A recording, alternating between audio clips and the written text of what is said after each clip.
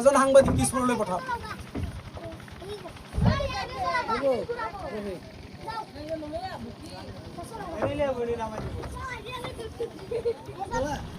আকৌ দিয়ক, এইটো খুলি দিয়া। নাওৰে একো খুলে দাও না, তোমরা খুলে দাও। জাগার মানুষ শুন পাইছি, এই যে টাউন শহরত আহে তারা সমস্যা, তারা এই শহরের মানুষের সমস্যা কৰিব গৈছোন নৌকাৰে, দেখিছে বেলেগেতো গাড়ী ঘোঁৰা লৈ যায়।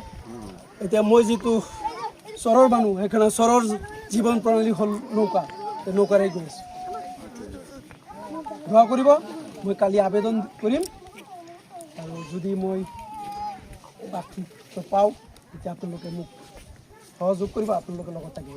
গৰাখহনীয়া মানুহ, নদীৰ মানুহ, হা, আপোনালোকে মোৰ কাৰণে চবেই দোৱা কৰিব, অলপ দোৱা মোৰ আশীৰ্বাদ দি দিয়ক। ঠিক আছে, দিয়ক দিয়ক। হা, মই এই গৰাখহনীয়াৰ মানুহ, মই যদি এইবাৰ টিকেট পাওঁ আৰু নিৰ্বাচিত হ'ব পাৰোঁ, তেতিয়াহ'লে এই গৰাখহনীয়াৰ মানুহৰ শান্তিত কেনেকৈ হ'ব লাগে মই চেষ্টা কৰিম। কিন্তু অইনবিলাকে দেখিছে হয়, কিন্তু এইবিলাক চিন্তা নকৰে, তেওঁলোকে চহৰৰ মানুহ ন, আমি হ'ল গৰাখহনীয়া। সেইকাৰণে দেখিছে নহয়, মই নৌকা লৈ আহিছোঁ আৰু প্ৰত্যেকটো ঘাটে ঘাটে মই ডিঙু সমষ্টিৰ মহামাৰীৰ পৰা ইয়ালৈকে আহিছোঁ। চাহ ক'ত পাম?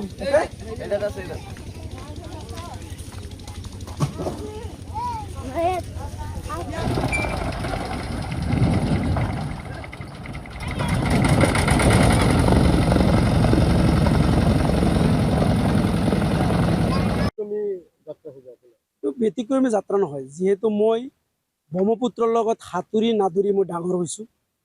1987 চনত ব্ৰহ্মপুত্ৰত গৰাখহনীয়াত মই পৰা এজন ব্যক্তি। এই ব্ৰহ্মপুত্ৰ নদী 1987 চনত মই ব্ৰহ্মপুত্ৰত উঠি গৈছিলোঁ। তাৰপিছত ব্ৰহ্মপুত্ৰত তেতিয়া একদম ভৰপূৰ পানী, সেই সময়ত এটা মানে তক্তাত মই বচাই উলুবাৰীত মই নদীত উঠি গৈছিলোঁ ভজাকাটি, তাৰপৰা উলুবাৰীত আহি মই প্ৰাণ বচাইছোঁ। এই ব্ৰহ্মপুত্ৰৰ লগত মোৰ আত্মাৰ সম্পৰ্ক আছে আৰু অসমৰ কলা সংস্কৃতি আদি বিভিন্ন সংস্কৃতি, অসমৰ সভ্যতা সংস্কৃতিৰ লগত জড়িত মহাবাহু ব্ৰহ্মপুত্ৰ। আমাৰ গণশিল্পী ভূপেন হাজৰিকাই কৈছে মহাবাহু ব্ৰহ্মপুত্ৰ। আমাৰ ইতিমধ্যে মহাপ্ৰয়াণ জুবিন গাৰ্গে কৈছিল যে মোৰ যদি মৃত্যু হয় ব্ৰহ্মপুত্ৰ উঠাই দিব লাগে কৈছিল। তো এই মহান ব্যক্তিসকলে মহাবাহুৰ লগত জড়িত, সেইকাৰণে মই মহাবাহু, যিহেতু চৰচাপৰিত মহাবাহুৰ ওচৰতে চৰচাপৰি মানুহ, মই চৰচাপৰি মানুহ, মই এই চৰচাপৰি অঞ্চলৰ মানুহক কেনেকৈ সকাহ দিব পাৰোঁ মই চেষ্টা কৰিম। আজি মই ৰাতিপুৱাৰ পৰাই মহামাৰীৰ পৰা যিটো পাৰঘাট আছে ডিং সমষ্টিত, যিহেতু মই দুটা সমষ্টিত প্ৰাৰ্থিত্ব আবেদন দাখিল কৰিম, সেই ডিং সমষ্টিৰ মহামাৰীৰ পৰা। আৰু মই ইতিমধ্যে আহি টেঙাগুৰি পাইছোঁ, টেঙাগুৰিৰ পৰা মই মায়াং ল'ম। মই কেইবাখনো নৌকা লৈ মই ইয়াৰ পৰা ওলাইছিলোঁ, কিন্তু ব্ৰহ্মপুত্ৰৰ পানী হঠাৎ শুকাই যোৱাৰ কাৰণে মই নৌকাও নাহে, বৰ ডাঙৰ ডাঙৰ নৌকা নাহে। মই বিভিন্ন ঠাইত নৌকাবিলাক এৰিছোঁ, ভজাকাটি ঘাটত এৰিছোঁ, তাৰপিছত উলুবাৰীত এৰিছোঁ।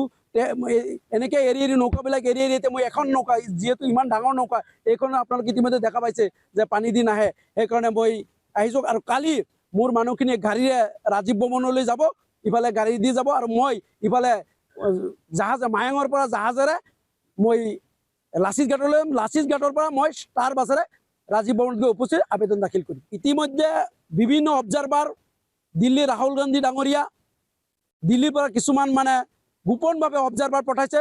অবজাৰভাৰে দেখা পালে যে যি 2-3গৰাকী প্ৰাৰ্থীয়ে ইতিমধ্যে লাহৰীঘাটত আবেদন কৰিছে, তেওঁলোকৰ মাজত যি এটা নিজৰ মাজতে যি কাজিয়াৰ এটা সৃষ্টি হৈছে, সেই কাজিয়াত যদি যিকোনো যাকে দিয়ে তেতিয়া এটা বিভিন্ন এটা সমস্যাৰ সৃষ্টি হ'ব পাৰে। এতিয়া তৃতীয় এজন ব্যক্তিক শুনিছোঁ চোৱা চিতাৰ কাৰণে কৰিছে, আৰু সেইজন স্থানীয় ব্যক্তি হ'ব লাগে, যিহেতু মই এজন চৰচাপৰি অঞ্চল ইয়াৰ স্থানীয় ব্যক্তি, আৰু মই ইয়াৰ লাহৰীঘাট সমষ্টিৰ ভোটাৰ আৰু মই সুদীৰ্ঘ 27 বছৰ কাল লাহৰীঘাটৰ সংবাদ সভাৰ লগত জড়িত আছিলোঁ আৰু বিভিন্ন সময়ত লাহৰীঘাটৰ লগত জড়িত আৰু মোৰ এখন NGOৰ জৰিয়তে মই বিভিন্ন সময়ত লাহৰীঘাট সমষ্টিৰ মানুহক যিমান পাৰোঁ সকাহ দিবলৈ চেষ্টা কৰিছোঁ। সেইকাৰণে মই ভাবিছোঁ দলে আৰু আমাৰ ঊৰ্ধ্বতম কৰ্তৃপক্ষ মোকে বিবেচনা কৰিব।